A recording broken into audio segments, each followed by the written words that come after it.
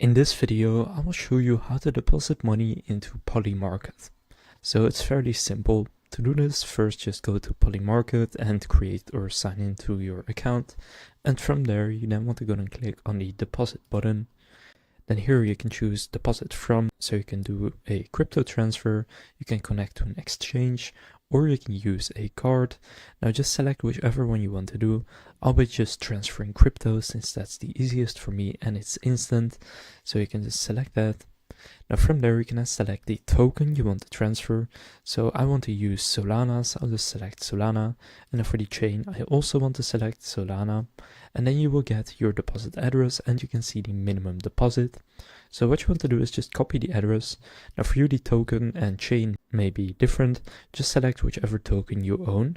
And I'll be using my Phantom wallet. So I'm just opening up Phantom wallet and you can see I have some Solana on here.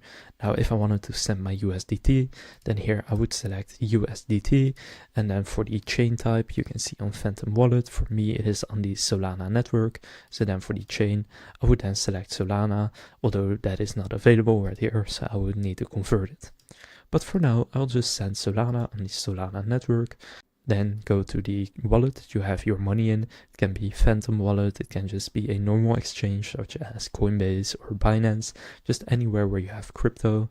From there go to send or transfer or withdraw crypto, then select the cryptocurrency and then paste in the wallet address.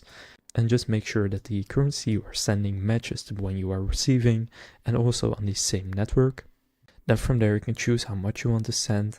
So what I'll do is set it to a dollar amount. And for example, I'll just do $15 and then you can click next. Then here you have the overview with the fee and then you can just click on send. And now it has been sent.